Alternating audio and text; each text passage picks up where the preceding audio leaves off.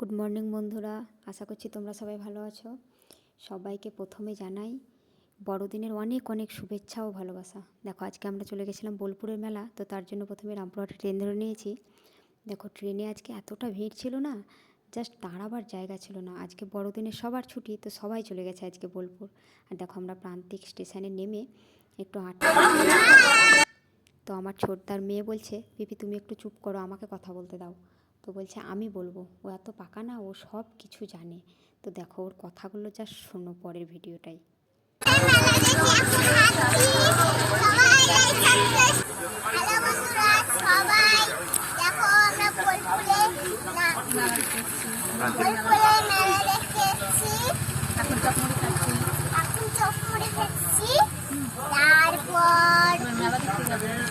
আর দেখো আমার তো চা না হলে চলে না, তাই আমি একটু চাও খেয়ে নিয়েছি। আর এখানে দেখো রেলগেট পড়ে গেছে, তো সবাই দাঁড়িয়ে গেছে আর একদম জ্যাম লেগে গেছে। আর দেখো আমরা এইদিকে টোটোতে যাওয়ার সময় বলতে বলতে যাচ্ছিলাম, এদিককার বাড়িগুলো এত সুন্দর না, একদম সাজানো গোছানো, দেখলেই মনে হয় যেন সব কিছুই রবীন্দ্রনাথের ছোঁয়া। এত সুন্দর লাগছিল দেখতে। তারপরে দেখো আমরা মেলাতে ঢুকে পড়েছি, প্রথমে পিছনের গেট দিয়ে ঢুকেছি আমরা। তো প্রথমে গিয়ে এগুলো দেখতে শুরু করেছি। কি সুন্দর ছোট ছোট ঠাকুরের মূর্তি দেখো।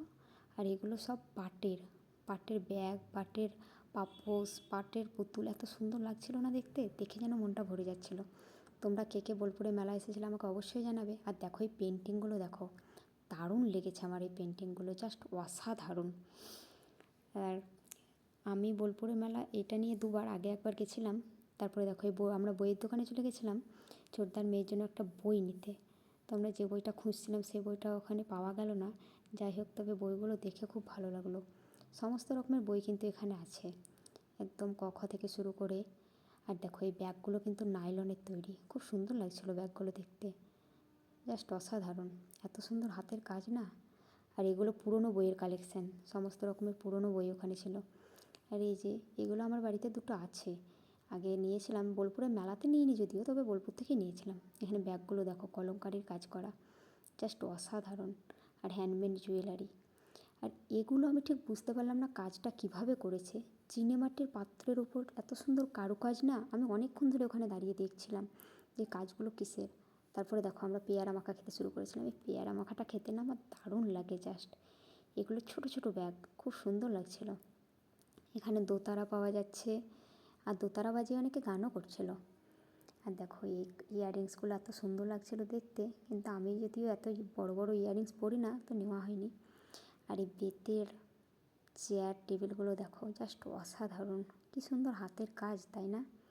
আর দেখো এখানে সমস্ত রকমের শাড়ি, চুড়িদার, চাদর, শীতের পোশাক সমস্ত কিছু পাওয়া যাচ্ছিলো। একদম কাঁথা স্টিকের কাজ করা, তারপরে মোমবাটিকের, পিওর মোমবাটিক, এত সুন্দর সুন্দর না। আর এখানকার দোকানগুলো বেশিরভাগই মহিলা দ্বারা পরিচালিত, এত সুন্দর লাগলো। আমার সবচেয়ে ভালো লেগেছে এই গাছটা। আচ্ছা তোমরা কি কেউ এই গাছটা কখনো কিনেছো? তাহলে আমাকে জানাবে। আমি তো 4টে নিয়ে নিয়েছি, জানি না ওইরকম হবে কি না, দেখা যাক কী হয়, আমি অবশ্যই পরে জানাবো। দেখো এখানে আমি এটা খেতে শুরু করেছিলাম, আমি এটার নাম জানি না, স্মোকিং কিছু একটা লেখা ছিল, বিস্কুটের মধ্যে নাইট্রোজেন জাতীয় কিছু একটা মিশিয়ে মুখে ভরে দিচ্ছিলো। তো পুরো একদম ধোঁয়া বার হচ্ছিলো, যেমন আগুন পান সেরকম ধরনের, জানি না এটা কি। তোমরা যদি এটা কেউ খেয়ে থাকো তাহলে আমাকে অবশ্যই জানাবে। আর এখানে দেখো ব্রেক ড্যান্সে সব বাচ্চা বাচ্চা ছেলেমেয়েগুলো চেপেছে। তারপরে আমরা দেখো